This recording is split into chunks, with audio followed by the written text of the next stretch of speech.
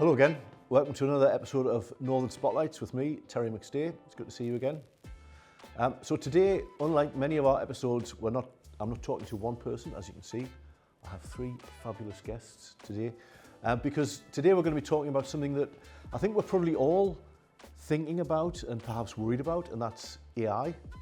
I don't think there's anyone who hasn't been affected by it in some way, positively, but also maybe negatively as well. So we're going to explore some of those things today.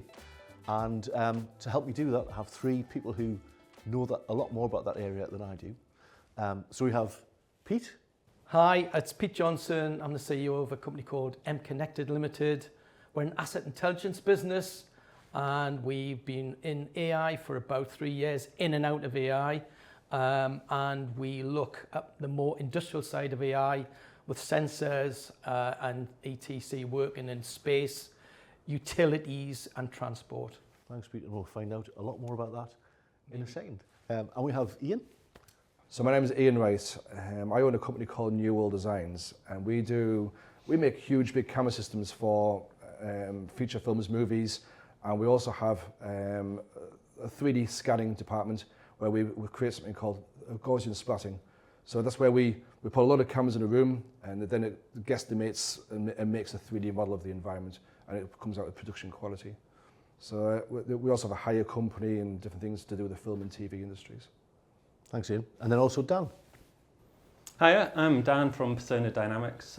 So what we do is we take audience research and rather than it just being used to drive strategy at that first point, we create dynamic personas that allow you to reference your audience research from that briefing process all the way through to the delivery stage. Thanks. Now, I was thinking about this episode last week, and I thought this, of all that we do, would probably be out of date fairly quickly. So we're now in March 2026. If you're watching in March 2027, things might be very different. I might be an AI chatbot rather than a person. Who knows? But we're just going to focus on the way things are now and the experiences people are having. So Pete, can we start with you just to find out a bit more about that stuff you said earlier? So how did you get started using AI in your business? We've done a couple of university spin-outs. One was a deep sea exploration company, and first of all we looked at how could I identify fish, deep sea fish on cameras using AI. And this was what, 4 or 5 years back. Right. And so AI was very much in its infancy, but it's not how it is now, was it? It's not, no. So what you could do is you've got your cameras deep sea, you pull a fish up on a bit of bait and you say that's a fish, and this is what it is, and this is another fish. So you can start looking at what the shoals of fish are down there. Right. That's the way we started. Then after that... Who was that for? That was Armored Oceanic, which was one of the companies we spin out from Newcastle University, right. which being a good company actually. Then after that, we got involved with an AI company, which is another university spin out, and they were more industrial based. Right. They started looking at sensors early on, right. So they could look at sensors, pull back the data and analyze it in their platform, and they had a proprietary chat as well, which was pretty neat. So you could chat to the sensors? You could, well, yes, not then, but they built it. Right. So you could then start chatting to the sensors. Right. So that's when my company got involved with, ooh, this is quite good. Yeah. We can do this. We can chat to a sensor and say, okay, what's the temperature variation being on a group of sensors, for example, not just one, or even one if you wanted to do it. And what might they be on, those sensors? A good example would be rail. Okay. And what you've got in rail is the switches, and that changes the train direction. Oh, yeah. Now they get hot or cold. Right. So if you can tell what the temperature that sensor is in there, you can nearly work out if it's going to fail. Okay. We've also done it on battle tanks as well, which I can't tell you about, but we've done it on battle tanks. Okay. So we look at the gearboxes and battle tanks and say, like, okay, that's not good. Right. You know what I mean? So we can do stuff like that. And I would imagine on a rail network, you'd have thousands of sensors. Yes. Now, network rail are moving now to more predictive maintenance instead of reactive. Right. So that is a good thing, because in rail, I don't know, the guys, probably everybody's had a train journey that's gone wrong. Hasn't gone. It hasn't gone because it's been a failure. So the big push now in transport is reducing that error. Right. So you're not just doing reactive maintenance, you're doing predictive maintenance. So you could say then, okay, we know that's the batch number, that's the manufacturer number. What is the probability of that going wrong? And then you can go out and change it before it does. Yeah. So that makes sense, Right. and it saves a huge amount of money. Right. So we're working on the more industrial side Right. of AI. We're working now in what we call spiking neural networks, which Right. is infrared. Are we going to have lots of No, complicated... no, we're not. So for one, I should have said this earlier, but for the viewers, when you say something like that, I might say, what does that mean? Right. Is that all right? I'm going to tell you, okay? You've got an infrared shot, and when there's a change, it reports. It's as simple as that. Right. But you might think, well, that's quite simple. It's not. So you've just got a shot, you've got a baseline, and when it changes, it tells you. So it comes back your dashboard, you can work out what you want to do with that change. Right. Does that make sense? Yeah, even I understand that. So we were an IoT company. We're talking to the guys just next door there. We never mention IoT anymore. We're more asset intelligence. And I think that means a lot more to people than IoT. So yeah, that's probably So you've got say network rail, you've got thousands of sensors on the railway lines, all measuring stuff. So with your system, you can kind of have a conversation with them in Yes. effect and say, right, hey guys, are you all feeling all right? Who's struggling? What's Exactly. yeah?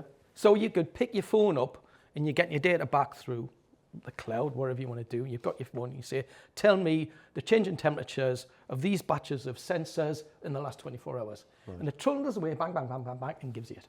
Right. Then you can say, right, okay, I can now put that back in the dashboard and work out why. Why is it changed? Right. Is it the manufacturer? Is it the batch? Right. Is it something else that's gone wrong? Right. So you can start then predicting your maintenance using AI. Right. And what is it that the AI does? Because the sensors are just sensors, aren't they? And they're connected Yeah. in the normal way, I presume. So what's the But if you think magic bit, do you think? Yeah, I think the magic bit is basically if you've got a sensor that's going to report back, simple as that. You've got a chunk of data, a Right. chunk from one sensor. Now, Right. as you said before, it could be 10,000 sensors. Right. So when you start to put in analytics and AI on top of that, you've got a layer of intelligence Right. across that, and you can start predicting what's going wrong or when it'll go wrong. So it's doing some of the thinking for Yeah, you. Right. absolutely. So presumably you had to train it Yeah, to do that. you do. And there's ways that the guys will probably talk a bit more about training, sense, whatever.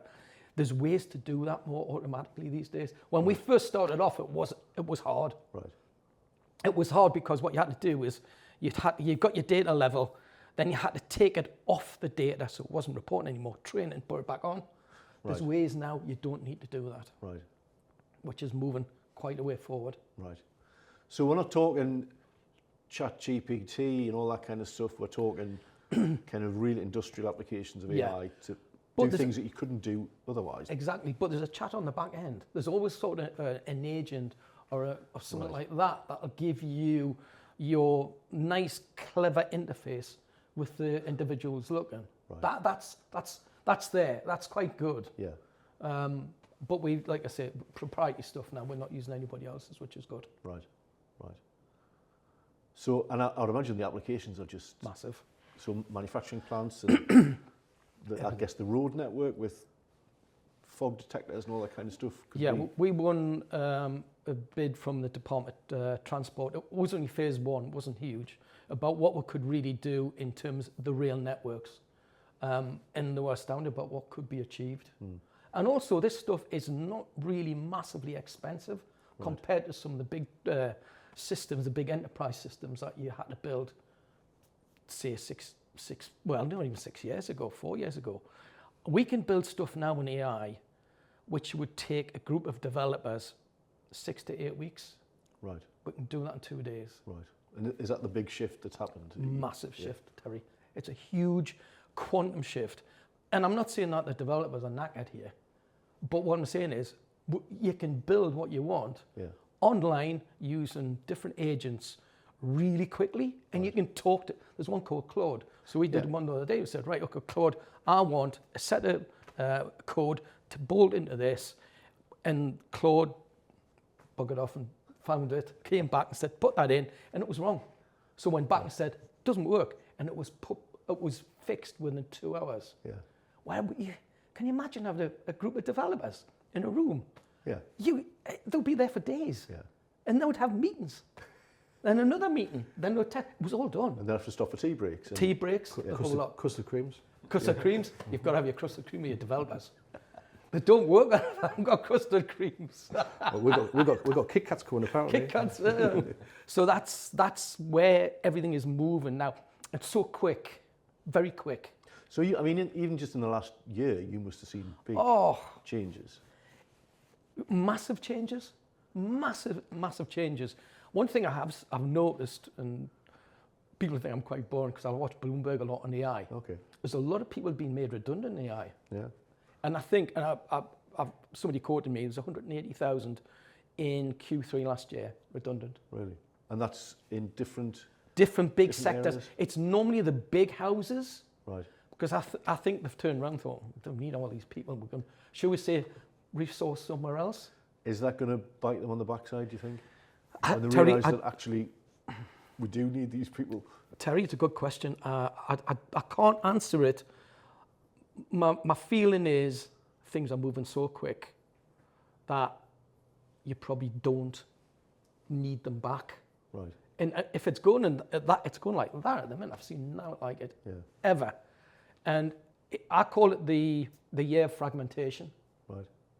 Where you get the big houses that are producing AI, all the big companies, huge amounts of money into it. And all of a sudden there's been these agents underneath built by loads of people, which you can API, that means just to interface into, get into them and build what you need. Yeah. And all these people at the top are thinking, bloody hell, I've spent $5 billion on this. Yeah. And there's a bloke from Tynemouth, there's a bloke from Shields building his own stuff, and it's fitting in. Where's the beef? Where's my return on investment by having all of this infrastructure? Yeah. One thing I will say is there's not such a thing as a free lunch. There's not, because if you look at what you're doing, if you're on ChatGPT, there's a cost to that. Yeah. There's a massive cost to that, and you probably don't even see what that cost is. Yeah. But somewhere there's a billion chipsets trundling over what you just asked ChatGPT. Consuming lots of cooling water and electricity and So that's the infrastructures are getting built, and there's a lot of people building them. I don't know what that means to the environment. Yeah. It kind of we'll come on to some of those issues Yeah. later on, but it's because I think people do tend to think of AI as being ChatGPT. You're making pictures of cats with 3 heads and all that, but it's such a broad area, isn't it? It's massive. Yeah. Some of the big, not us by the way, some of the big inroads is in medical, clinical environments. So diagnosis and things. Massive. Yeah. Cool. So Ian, you're not really an AI. Well, I don't suppose anyone started out as an AI company, did they? It's just different people have embraced it in different ways. How long have you been using AI in your business? So we've been using AI now properly for about 4 years. Right. So before even like ChatGPT came out. And then so my company is we do special effects, and we do like sort of big special camera systems. And then and when we very first started out, it was very manual. It was very automated. And even when you were trying to align images together, like we would make like a panoramic image together and split them together. That was just using an algorithm. That was using software to just guess where everything was. And it wasn't a guess. It was actually working out. It would work out the lens and the type and how it worked. Yeah. But then when AI did come out, we started using it, and there's a crossover between what is like general software, like an algorithm of some form, just like a formula. I mean, we didn't get involved in that. That was just provided in the software, and then and what AI can do. And for example, I mean, it's difficult because I don't know exactly where the crossover was. I don't know exactly. There was even a debate for a while. Is the system that we use called Gaussian splitting, which is just basically 3D scanning, is that AI or not? And then actually for a while people were saying it wasn't, and for a while people said it was, and that was completely definitively it is. Yeah. But at the very beginning, nobody knew, was that AI? Was that just a a clever bit of software with a good bit of maths put into it. Because for you, it was very much a tool to help you do your job and help you do things better and faster and That's things. right, yes. So we've now used AI in every part of our business, in everything. Everything to do with all the marketing plans and the advertising and the project management, and every single part of our business is now run by. So you've embraced it. We knew from the beginning that it was only going to go upwards. It was never going to go downwards, and we had to we jumped into it in a big way. Yeah. And actually we worked together, didn't we, a few years ago, and we made a whole sort of talk about AI and how it worked and what it was about. And then we did a presentation for RTC, which is with the business advisors, just to teach them how it works. And we spent quite a lot of time then researching how it works to get that information right.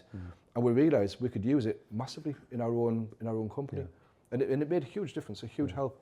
Yeah. But at the same time, we now know that all of our competitors are doing the same thing. So we no longer have a leading edge. Right. We're just keeping up, and that's all we are doing. And I think if we didn't do that, we'd be dropping behind quite dramatically. Yeah. I remember very well that talk you did. Well, it wasn't really a talk. You kind of demonstrated how you could use AI tools at the time, which are probably old hat now, to create a business and create a marketing plan and create an advert. And so what we did, have you seen it? Have you seen it? Did you ever see it? Yes. So just for the viewers. For the viewers, we might be able to put up some pictures. So we've got asked make a presentation showing how it can work. So what we did is we actually made up a fake company selling chocolate insects, like an Easter egg type sort of campaign, and it was going to be in Durham city centre type place, like nice and cobbly. And then what we did is we went online and found your picture, I think on LinkedIn or somewhere. LinkedIn profile. Yeah, and then we found a bit of audio sketch and some of the audio clips and some of the parts where you've been talking in a video somewhere. And we trained AI to make an advert about you. And it was called Terry's Tasty Treats. Yeah, Terry's Tasty Treats. Yeah, and it had a little jingle. It made a little song, and then it actually even sang the song. And he still sings it. Well, actually, it stuck in my head every time I hear it. Now, I think, oh my God, it's stuck in my head. Well, actually, the character you created did bear quite a resemblance to you, Pete, because it was like this Victorian gentleman with a cravat and he was a good-looking bloke, and kind of grey hair, little beard, and but I was, because you didn't tell me you were doing this, so I'm sat in the audience. Watching all this stuff. I refused to let you see the slides, didn't I? Watching a version of me appear on the screen, and now my mind was completely blown. And I think from then on, every time I was hosting an event or running a workshop or just having a conversation, I was saying to people, this AI thing, you've got to get on board, because it's either going to help you make your business so much better or it's going to wipe you out. But either way, you need to get on board, because it's crazy. Yeah, it is. And it's probably moved on a lot.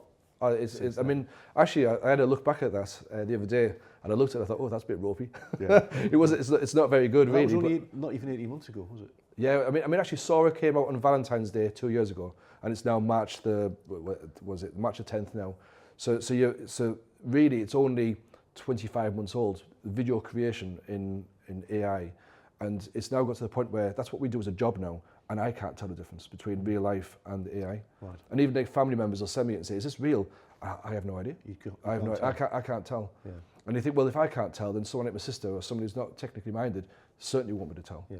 So actually, what you were saying there is some pitfalls and there's some bad parts. And obviously, we're now watching politics and talks and things, and we have no idea if they're real. Nothing at all. True. Yeah. Yeah. You know. So on a day-to-day basis, you can how much more effective or efficient or creative are you? I would say now with a team of 2 people that we've got at the moment, in the sense that we're just a small little company, and we could do the jobs of probably between 6 and 8 people. Really? Yeah. It's quite. I mean, right now, I mean, you can literally have it set up. So we have it set up so every Monday it does a search and looks for things like grants and looks for sort of support and help that we can basically apply for, that can help us develop our services. So we get an email through from ChatGPT Pro saying, we've just found this new grant, this new sort of support over here. We have a newsletter system that's set up, so every day or every couple of days, it sends me an email saying, look, this is a new newsletter for you, and it has all of the copy, all the information, all of the pictures that you need to basically take and produce. We have, it works out all our social media posts, and so when we open up our emails in the morning when we come to work, it's done. Right. You know, we have it done. It needs to be tweaked. It's not perfect, but it's good enough. The bones are there. You know, it's there. And you know, I mean, I did a talk actually just recently. It's not been released yet, and we were talking about the negatives of AI, and actually that was down in London, and in the northeast, it is probably one of the best places in the world to put an example of what's going to happen with AI, which is actually quite a downside in this, is when the pits, the mines, the glassworks, the shipyards, and the steelworks closed, the entire region died completely. Yeah. And then people say, yeah, but it'll also create jobs, it'll create help. But what's actually going to happen, in my opinion, is what Crook, Consett, Shildon, Peterlee, all them areas, they're still dead. And it's 50 years now. It's been 50 years and those areas are dead and they won't come back. They won't come back in the near future. And then you've got Ohio in America, and you've got Detroit, and you've got Western Germany, and every single place where between 20 and 40% of jobs are lost, the entire economy drops with it. Because then you can't go and buy sandwiches, you can't buy a car, then you can't afford your house that you've got 25-year payment on, so then you have to sell your house, but then everyone's trying to sell a house, and then when the miners' strikes are on, all the house prices plummeted through the floor, and it's going to happen. It's going to absolutely happen without a doubt. And anybody that says it'll create jobs, the main question there is, let's say we lose 10 to 20 million jobs in the UK in the next 5 years. How are we going to create jobs of that same wage? Because the people who are going to lose their jobs aren't low-paid labourers, which is what happened last time.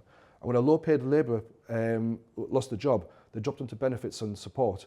And actually, the difference in incomes wasn't massive. It was a difference, but it wasn't massive. But the difference in a stockbroker or an accountant or a lawyer losing a job and then going back into benefits is enormous. And then they can't afford their lifestyle, their life, the private education. And are they, do you think they're the kind of, because at the minute we're not, yeah, we've seen it to some degree, but are they the kind of professions where you can see that an AI it's the thinkers could do that for them? It's the cognitive thinkers that are going to get attacked. Right. It's not the workers. The workers will be eventually, but it's the thinkers. So the thinkers are going to get taken. I could do all my marketing, all my newsletters, all my everything, and then even look at account systems. I mean, you probably have an accountant that work for yourselves, and that my accountant has 6 members of staff, and he looks after over 100 companies. Now go back 30 years, or even 40 years, let's say. How many people would have been employed in the entire system, including the bookkeepers, the ledgers, the data inputters, the people that do the legal documents to send them to the government, the people in the government to receive them? All them people that were once employed to do finance are now gone. I use Xero, the account system, and it's just automatic. It just sucks it out of my bank, puts it in, it guesses the nominal codes, and then I basically check it, make sure it's okay. It goes to my accountant, he checks it's okay, signs it, and submits it. And that's it. And that's already been done without AI. Yeah. So now AI is going to automate that even to the point of the accountant's not even needed anymore. Yeah. And all those thinkers, all those people that are there, they're gone. You know, and like I said, how are we going to get 20 million jobs or whatever the number is back into a point where they're going to have the same income? Yes, they might get another job. The job might be, you know, whatever it's going to be. And the people say, oh, they'll become plumbers or labourers or something that they can't do. So, well, yeah, okay, well, 20 million people all be training at the same time become plumbers. Means plumbers today won't have any work because everyone will be doing it. Yeah.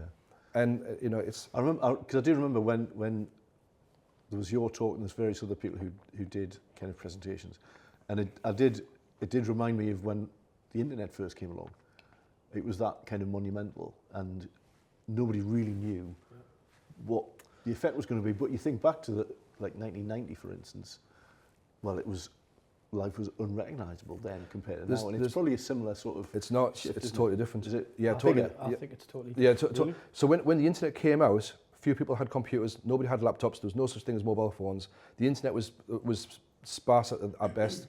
There was no internet coverage outside. You know, there was no such thing as 3G or 4G. And even if you could get anything at all, it was so slow. You know, it used to take ages for a picture to load up. And then that basically took over. That basically got fixed, and then the economy. What's the word I'm looking for? Websites are taking money. I'm trying to think of the word now. And e-commerce. E-commerce. That's the word. Yeah, that's good. It's in there somewhere. No, so basically, e-commerce websites basically couldn't go ahead until that had been fixed. Yeah. So then there was also payment gateways like PayPal, and God bless Elon Musk, the crazy man. It basically, if you didn't have those sort of payment gateways in place, you couldn't do e-commerce. So before that, all it was brochure websites. So then what was the point? So it was very kind of gradual. Yes. So basically, the only thing you could do with it really was read a menu online of the local restaurant. And then once then e-commerce came in, and then it basically in social media, and it built up over time because there was nothing there. There was no platform for it to build on. Yeah. But now it's there. Yeah. Everyone's got the internet. I literally went mountain climbing in the lakes 4 weeks ago with my son. I was on top of Cat Bells. I had full 5G signal. I get better 5G signal on top of Cat Bells than I do in my living room. And I was texting my friends, oh, look where I am, look where I am. And that means now that all of the infrastructure of AI is now accessible to everybody everywhere, including in the middle of a desert somewhere because of Elon Musk's Starlink. Yeah. So everything's there in place, and people say, yeah, but it takes ages, it takes years, it takes decades. It doesn't. Yeah. It's going to take weeks or months, a single years. Well, we've seen massive changes just in a couple of years, haven't we? Yeah. Yeah, I don't want it to sound all negative. It's just more, but you have to be realistic on where this is going. And I think anybody that argues against it's either got skin in the game, or the very what's the word, blinkered. Yeah. And it's. But you are right. There's a huge, sort of environmental impact. There's a huge, economic impact, and it's just there. It's right now. It's just there. Well, before we come on to those, which we will, we'll hear from. So Dan, you are an actual, genuine AI kind of pioneer. It's what you do. You haven't just started using tools and things, have you? It's yeah. So I guess I started playing around with AI. Probably we were actually doing some marine survey stuff way back. We were doing multi-sensory analysis and stuff like that of seabed floors, which was back in sort of 2000. But then I did a master's in it was computer-related design, sort of design interactions it was called. And out of the back of that, I co-founded a company which was called Usarian, which was a metaphorical search company. And the idea back then metaphorical search. You're going to have to explain that, Dan. Sorry. So the idea back then was that everyone relies on Google to understand their creative brief. So they'll get a brief, and the first thing they'll do is go to Google to try and learn about it. And the problem with that is that every time you do that, you're sort of reinforcing the knowledge that people know. Okay. So it doesn't help from a creative perspective. You're not doing anything new. You're not coming up with new ideas. You're not making use of all the information out there to inspire you to come up with new things. So this was back in 2011. So we founded a company which, rather than doing that, it went out and found things that were conceptually similar to what you were searching for, but from a completely different knowledge domain. Okay. So the classic example that we used was if you were searching for an accident emergency department and you're trying to reimagine how you could develop that, we might return something like a Formula One pit lane. So you've got the injured body, you've got the car. You could look at the scenario of how an F1 pit crew come together and monitor the car, and you could take inspiration from that. Right. To rather than just looking at other exactly, around the world. Yeah. So to come up with new ideas, what you need is inspiration from different sectors. Was the idea behind that. So that was using neural and natural language processing, which was a sort of precursor to some of the LLM models now. So we did that for about 6 years. And it was probably realistically a little bit too early. And in hindsight, I probably should have stuck at it for another 5 years or so. But because I would imagine if you were doing that now, you'd find it much easier than you did 15 years ago. A lot of the problem there was just going around and making people realise what we were trying to do, and there wasn't that sort of basic knowledge of how language models can help with that. So I decided to go back and do a PhD in AI for design here in Newcastle.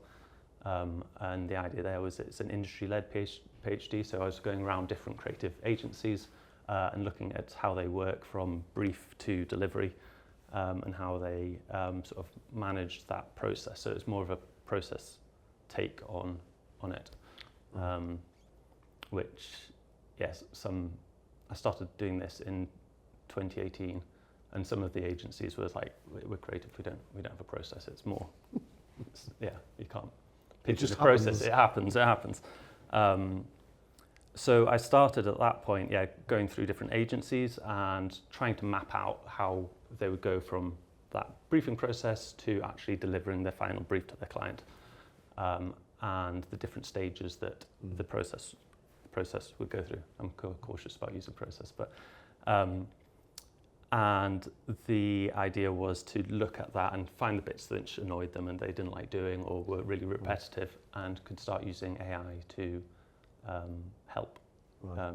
So I started developing some AI around 2018, which was using a word to vec model, which was, again, it's a sort of similar precursor to LLMs, to help them understand the brief and audience research, and to use that to try and come up with associations to try and put them in the mindset of that audience, so they could understand likely associations their audience would make when they're designing something. Right.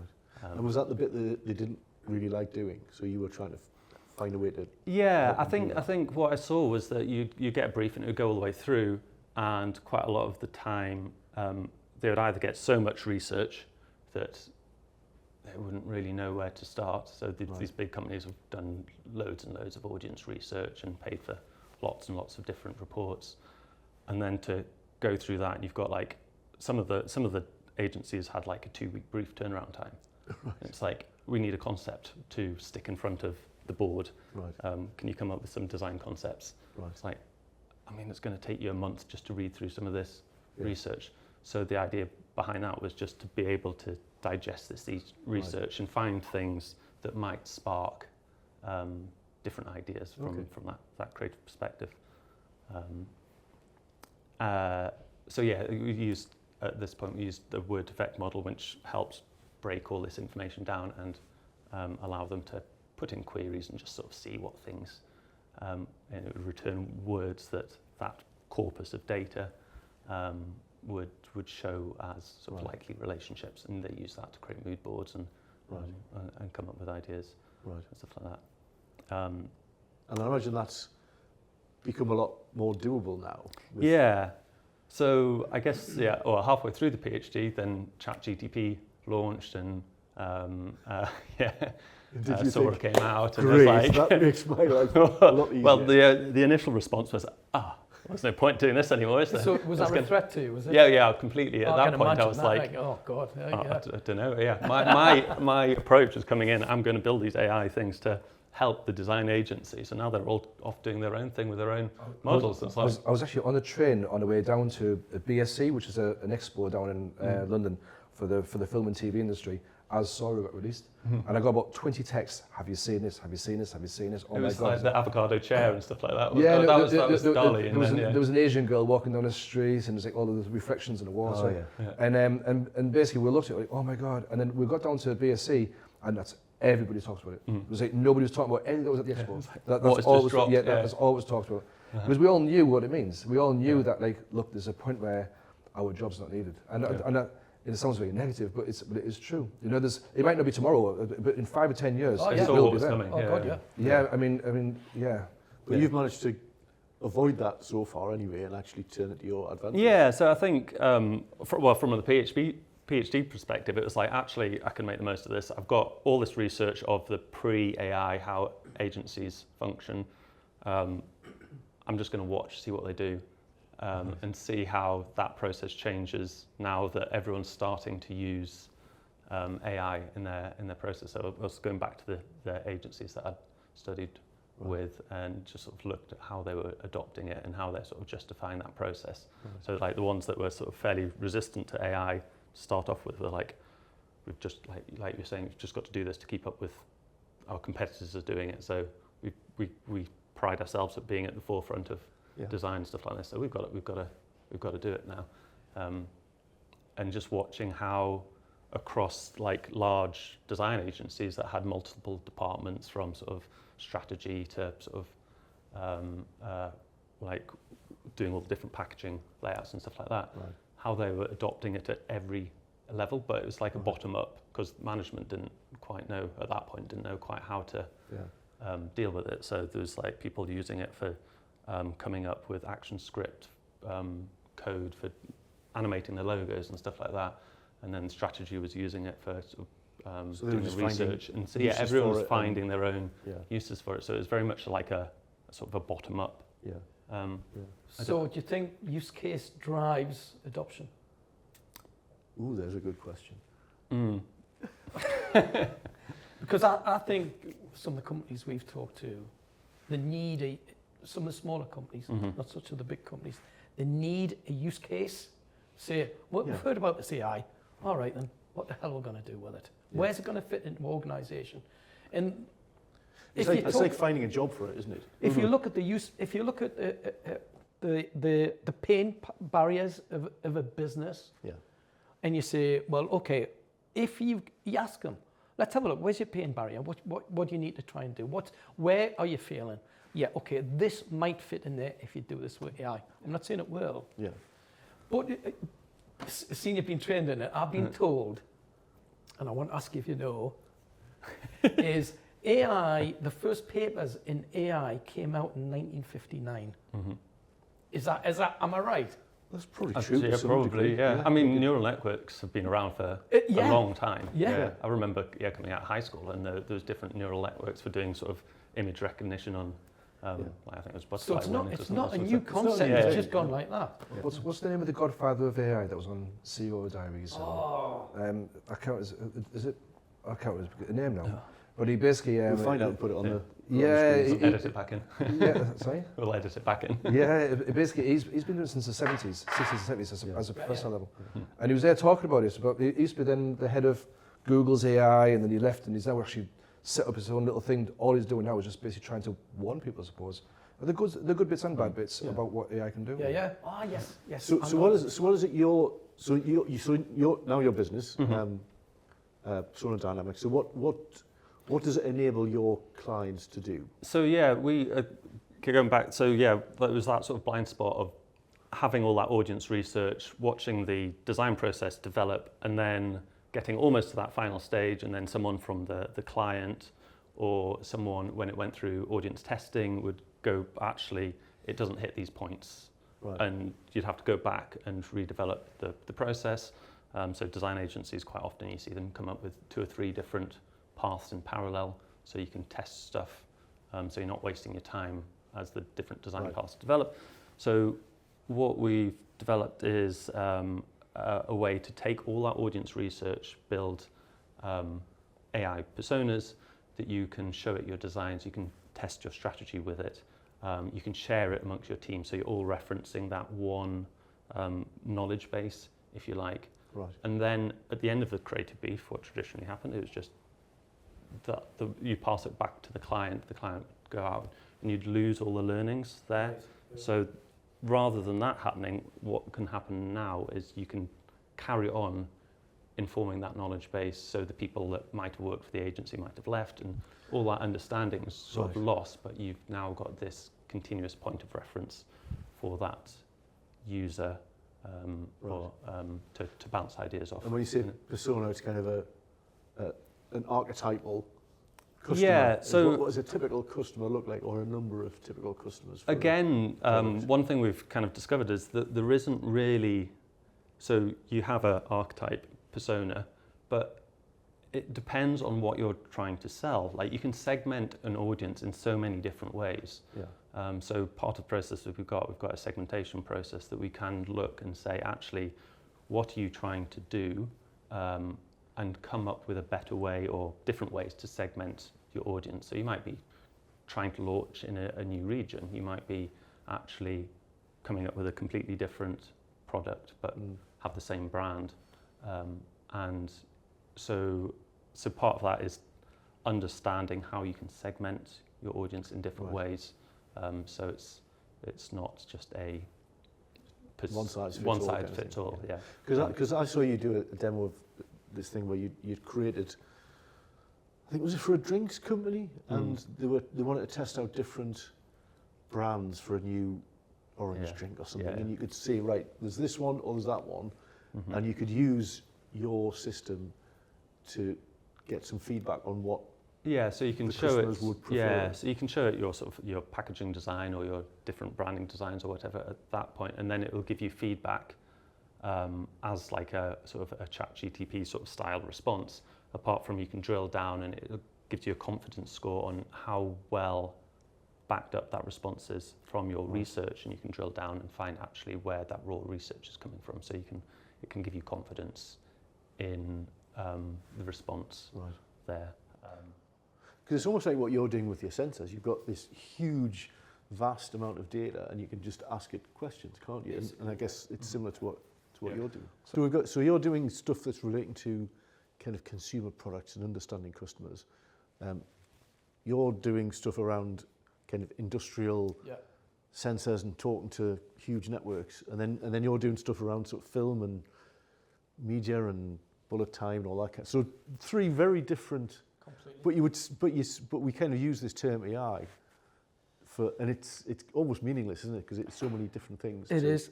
It's so many. I think if we had 100 guests, we'd probably find 100 different uses and applications, wouldn't we? Yeah. I think it's when we look at bits of industry and we talk to the people that are interested in doing something, we tend to do a requirements capture. Right. Then we'll look and say, okay, this is what you want to do, for example. Because what we're doing is, if you think about it, we're very similar in a way, because you've got your core. And I can go into rail, I can go into defence or the Navy and say, okay, what do you want to do? So you've got your core, and you build things around your core, like what you might do for an ad, or you might do for a TV or a movie or something like that. So then you go and say, right, okay, we'll fit this is what do you want to achieve, gives you a requirements capture. And at that point, what we do in industry, we build the workflow, we show them the workflow. And I think that's key in establishing a good AI sort of project, where if you can build the workflow and show them the workflow and get it signed off by the client, then port it into what you need to do in AI, that works because they can see it. So you're focusing on what it's actually going to do rather than how it's going to exactly. do it. What? Sorry, no, keep going, sorry. Sorry. No, there's a guy, Professor Levitt, who he was Harvard University, 1970 odd. And he said people want a 1/4 inch hole, they don't want a 1/4 inch drill. Yeah. And I think that really fits into AI at the minute. Yeah. It really does. So you can talk all about that, but at the same time, you've got to give them something, a deliverable, and show them an ROI. Yeah. With our camera system, we invested so heavily in it because it's such an asset-heavy item. We struggled badly to try and recoup that money, and so we decided to work out what else can we use it for, and how else can we use it. So the way it works is, imagine if we put 100 cameras in this room, all facing in at us talking now. Then each one of those cameras then basically takes a video stream from each one, and each frame is all synced perfectly. And it means then what we could do is we could make a whole 3D model of us talking now, and it'll actually capture us perfectly in 3D from every angle. And instead of having the 3 cameras in front of us now, instead of having 3 cameras, we'll have no cameras almost, and we'll have one virtual camera that you can move around, and it actually can zoom into your head, it can zoom into your mouth, it can zoom into over here, and actually. And I'm glad we're not doing that for this. I know, but you could actually, and also you can relight it as well. So basically it means that we've got one light source over here, but we can actually put a light source anywhere you want, and we can control the entire environment. And it means that really we can basically film it with the director, and then 4 months later, we can then basically make it into a 3D model and then sit down with the director in a bar and sit there and go, right, where do you want the camera? Where do you want the lights? Where do you want the person? And then also, we could have another person, let's say Tom Cruise, for example, could be sat at the end of the sofa. As long as he's basically filmed in a similar environment, we can just drop him onto that sofa there. And it would look like it was. It looked like it was there. And if you do it in volumetric... You may have to scooch along a little bit down. Yeah. Sorry, Tommy. Not too far, he's quite a small little guy. but if you do it in volumetric, you'd actually cast shadows on each other. Yeah. So it becomes incredibly real. But in real life though, there's not many people who can afford to have that kind of that system. So we decided to go down a route of like, what else can we use it for? I went down a route of, for example, like crash testing. So so you can basically set it up, and you can move a camera anywhere you want around and see a car as it crumples up and smashes into each other from any angle in any way. Right, because you've captured everything. You capture the whole thing. Focus on the bit you're interested in. And you can have a look what happened over there and what happened there. In sports, for example, it happened. We're working with the company that actually made the software that were for the latest Winter Olympics, where there was skiers jumping around. There was like a 3D effect going around them, and I've got a copy of that software. That's what we use, and that software now allows you to basically move from any angle in any way. So in a football match, you can actually move around and say, was he offside? And have a look down and actually move exactly down the side and see where he was. And you can move, you can see, you know, not just like a 3D animation. It's the real thing. It's the real thing. It's the real thing. Yeah. So yeah, it's so that's the way we're trying to go with it. So there's some positives in AI. Oh, absolutely. Yeah. But a lot of people watching this maybe aren't, and haven't really started exploring how they could use it, but probably should really, I think. So let's just say there's somebody watching who's they've got a plumbing company in North Shields, and they install central heating systems, say. What sort of things could they do you think, fairly quickly and fairly cheaply to, you know, enhance their business using AI? Well, I think like what Ian does quite quickly, you mentioned your accounts where you're using a AI, whatever it is, and you're feeding stuff in quick and it's done. Now that to me is a logical way forward for somebody who's a small company, a one-man band, for example, who wants to maximize his time fitting pipes. That's obvious to me, because you can move your resource of doing your accounts, you forget about your accounts, you can hand it across, and then you've got time to do other things. I think that's pretty much straightforward. To do the things that you don't really want to do. So you can concentrate on the well, probably the stuff you can't do, because your accounts is pretty much heavy. You know, you've got to have a bit of nouns, and if you can, you photograph your invoices or whatever you do, and you just stick them. I mean, some of those processes are already in place now, where the most common account systems. There is. Yes, there is. There is. And but I mean, I imagine a lot of accountants still just walk up with a packet done or with receipts and say, there you go, fish, work that out, you know, fish around them sort of things. But yeah, I mean, I think really with using AI truly though, is it would be better to use it to streamline sort of like processes within your company.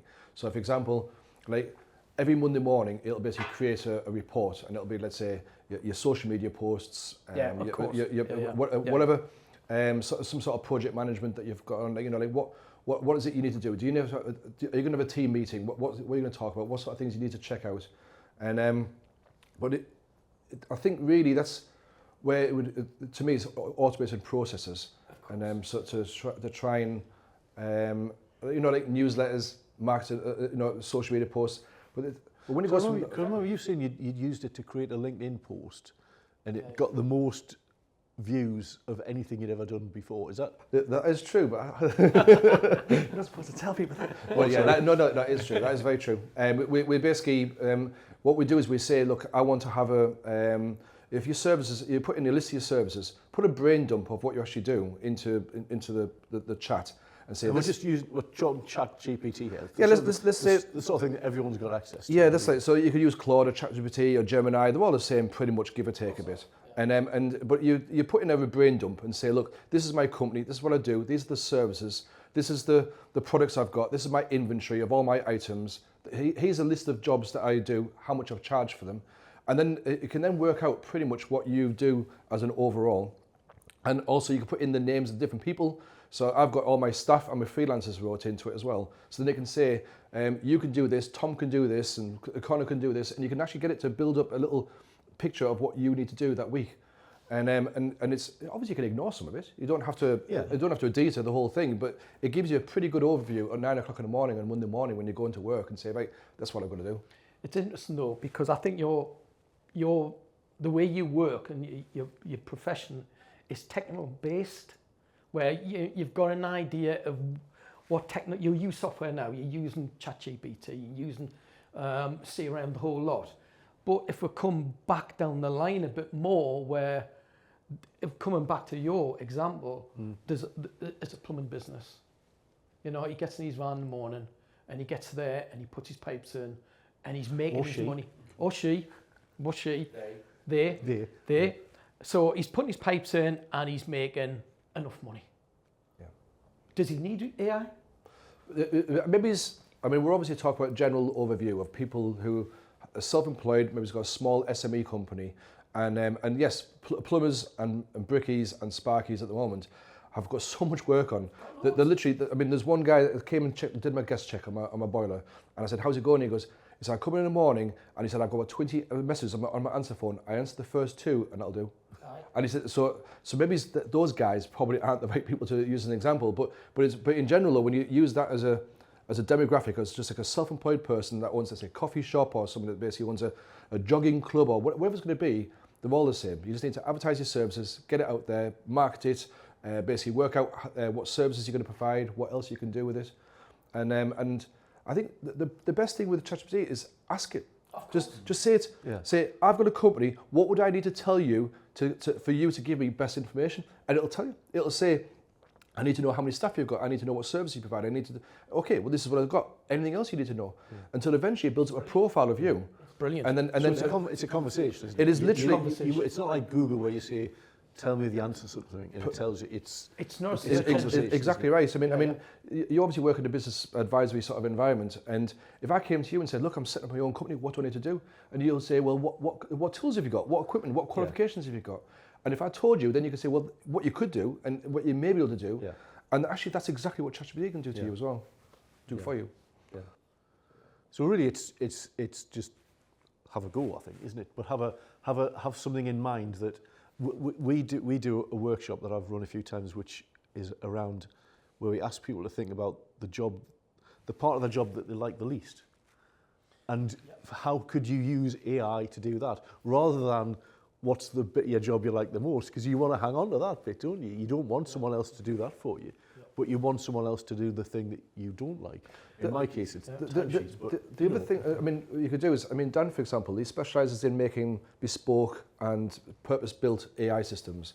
And actually, we keep talking about ChatGPT, but that's really just like a one-fix shop, really. And it doesn't really specialise in anything. So it's great for what it needs to do. But actually, if you want to do something that's going to be specialised in, let's say, project management, it's probably better to find a project management tool.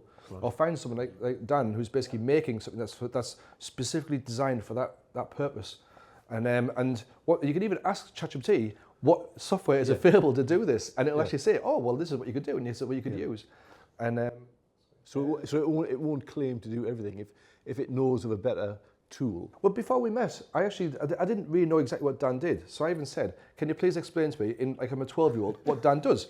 And it did. It explained everything. And I thought, oh my God, it's exactly what I need, actually. And then what it did is I said, could I do what Dan does just using ChatGPT? And it said no. And it then explained why I can't use ChatGPT to do what Dan's software does. Because I put a link in, what he does, and I put your LinkedIn page and stuff and put it in there. And then it basically brought back well, actually, and it explained, I can't remember why now, but it did say that I couldn't use ChatGPT for it. I could maybe use a custom GPT in a project to maybe get something similar, but it wouldn't be anywhere near as efficient. Well, that's good. Yeah. That's good to know. Yeah. But then, like what you were talking about before, is with Claude being able to build different programs as well. Does that sort of layer of actually finding bespoke programs? One thing I'm worried about is like, could a plumber or someone slightly more technically able be able to just build their own perfect SaaS platform rather than... I think coming back to the experience we've had, to do that, you've got to be pretty good at workflow, and that's a skill in its own right. And I think that's your barrier. If you think about that point, if you can do that, then you've got a good, and you can understand some of the rudiments of it. And come back to Ian's point, this is like ChatGPT is easy. It's so easy, but when you get a bit further up, then there's a bit more nous that you need. More of a learning gap, isn't there? There's a learning gap there, and I think personally, I know I will make money off that gap, and that's where I'm going to be. Yeah. So actually, what you said there is that, like, for instance, you can use open source like Claudebot, and it's a bit more of a pain to set up. You can use other AIs to tell you how to do it and do it properly, and there's YouTube videos showing you how to do it very simply. And but because that's offline and it's on your computer and it's not linked to anybody at all, you can put in there every invoice, every contract, everything you've got into it, the whole lot, and then you could say, what's my best customer? What's the most best service I've got? What should I target next year? Because this is what I've been doing for the last 3 years. What's the best thing to do next? Exactly. But that's also secure. It's no longer being owned by Elon Musk or by somebody who's linked up with the Pentagon. You've got you've got your own environment in your own place, and it might not work as quick, and it might be a bit more sluggish, but it's obviously not working in a data center. It's on your computer, but it will work. And it also, you can link that up with WhatsApp and your email system, and it'll actually watch your emails coming in, and it can even actually check your emails as it comes in. Is it spam? A lot more efficiently than what it normally than your spam filter on your emails. Don't need to do the invoice. Don't need to do this. And just have everything. Yeah, it can even actually, when an email comes through, it'll recognise it as an important email, and then draft you an email and say, "Is this okay?" And then you just press send. And it says, "Hi, hi Dan, thank you very much for the inquiry. Yes, I'd love to use your Persona Vita software." And it's an amazing future for that. Really amazing. I'd like to ask the guys, and you Terry as well, is what to think about the risks in using AI. Well, what I was going to say was I'm going to ask each of you just as we start the roundup, because we could talk about this forever, and if we're still talking about it tomorrow, there's probably things that have changed by then. Them Kit Kats will not be there. They won't either. But I'm gonna ask you, what is the thing you're most kind of excited about in terms of AI, and what's the thing you're most concerned about or worried about? And do you need a minute, or have you got something? Probably. So what, in terms of, say, the next year, what are you most excited about? Excited that at this moment in time, the way it's moved forward and the process has moved massively. I think I'm excited about the land grab. Right. That's what I'm excited about. From a commercial point of view, I see a massive opportunity for my company, companies I'm associated with, to get market share. Simple as that. Do you want to say about the negatives, or are you going to go the positive first? No, you can do. So as a counter to that, what's the thing you? I mean, do you feel the hype has subsided now? Because no, I think it's still going, and I don't know when it's going to get to that fever pitch. It's grown as far as we're concerned, right. Quite a lot over. Well, as we've talked about, there's a couple of negative. Yeah, what's the thing? The negatives. About? I think that land grab's going to last 18 months. Then I don't know where we're going to be. I think it's going to be a bit longer than that, you know. Do you think it's a bit longer? Yeah, when ChatGPT first came out, and I thought it's going to be like 1 or 2 years, and it's now been, 4 years now or something?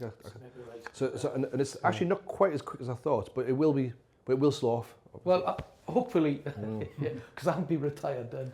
You know, me next little is some of the stuff we're building is reliant on third-party systems, Claude, whatever. Now Claude went down last weekend, so you can't do anything. So your reliance on calls, and I would love to ask Dan this, because Dan Egan builds stuff, we just use it, if you see what I mean, is some of the stuff we're relying on is third party, and it goes down, it goes up, they put the price up, they change it.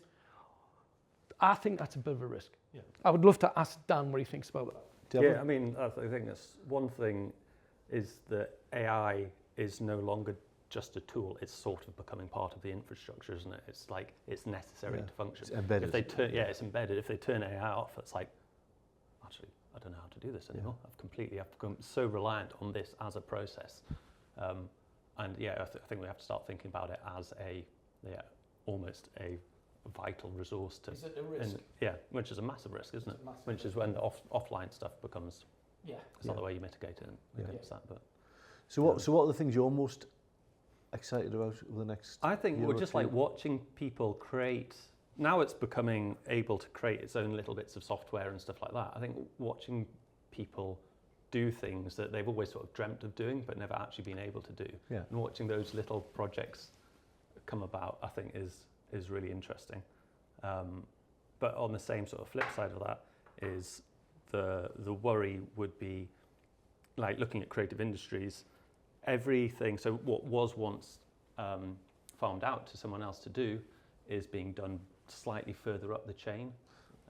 So like you would get a concept artist to do something, and now actually you can use DALL-E or one of the image generators, Midjourney or something like that to do that. So everything becomes a little bit closer to source, which is sort of empowering the AI companies that control them to actually have that control. And it's taking away that sort of more holistic view. You're losing the perspective of a concept artist in this and reliant on the homogeneous AI.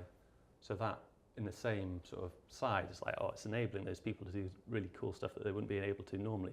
But at the same time, actually, at the bigger picture, what's happening around that control of the system. So so it's kind of two sides of the same coin. What are you, Ian? Because I mean, you mentioned earlier about some of the sort of concerns you got, but other. Well, the positives of it is, I think it's going to open up. Like when Toy Story was first made, the Pixar movie, at the very beginning of the movie, when you watch it, actually the fur and the grass and different things there was really bad quality. And actually, as you're watching the film, you can see it progressing, because actually the software was progressing as they were making it. And that was back in 2001, I think it was a long time ago. And what it did is, it made a way where you could say, everyone's going to become unemployed. Anybody that's basically going to be doing animation of any form is going to become unemployed, because now computers can do it, or you can do it inside of it with models and quickly and simply. And actually, to a certain degree, that is true, because let's say, like Thomas the Tank Engine is now done by CGI, and basically Bob the Builder's done the same and stuff. But what it also does, though, is it means that real hand-drawn art is now much more valuable. Yeah. It's much better. Like, when you watch Snowman, it's amazing. You think, oh my God, that was actually hand-drawn. Yeah. And even recently, Top Gun, the latest one came out with Tom Cruise, obviously. And when you watch it, all of the press release was all about how there's no special effect, there's no CGI. Everything you see is him doing it inside of an airplane. Well, he's not flying it, but he's in a spare seat, but he's in the airplane. Yeah. And the airplanes are really doing the stuff they're supposed to be doing.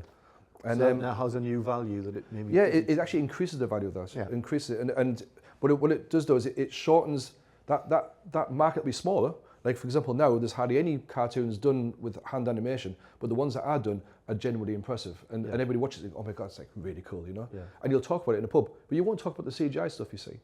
Yeah. And so what it's going to do is, even you could design a sofa in Midjourney or so in DALL-E or something, and it'll look cool. And actually, one of the things we were thinking about doing is making a YouTube channel of trying to design something in some sort of AI thing, and then trying to make it in real life. And actually, I thought it'd be really cool, but I think it's like, I think it's a bit boring, really, so I never bothered. And but it's one of those things where now actually designing something by hand, I can't imagine these sofas are cheap. This will have been done properly by somebody. Yeah. So that's the positives. I do see that, and but also it's so unfortunate, but the land grab is actually going to be the problem. And what's going to happen is the gap between the haves and have-nots is going to become huge, because what we have now a gap, obviously, but in real life is. Almost everything that you use with AI is a wrapper around another AI. So, for example, it's a window that's basically focusing on, let's say, ChatGPT. There's a kid invented an app called Cal AI. It's basically, you take a photo of your food and it guesses how many calories are in there, and it's pretty cool. He sold it for $30 million just recently to MyFitnessPal. But that app is just a window, a wrapper around ChatGPT. So when you actually take a photo, it uploads it to ChatGPT, and it uploads it with a special a question, and says how many calories are in here, and it works it out and sends it back, and then it displays it in its own way. Right. So it's not actually an app. So it's really an interface. It's just it's just a wrapper. That's what they're called, wrappers.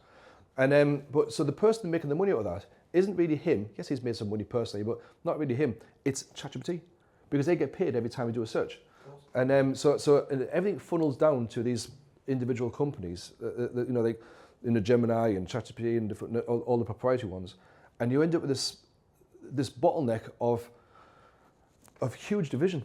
It's going to become an absolute massive division where people, that they're going to lose their jobs, they're going to have also poverty, and then the jobs that are still there are going to be basically funneling money over to enormous, mega economic mammoths. Is the only word you can use, really.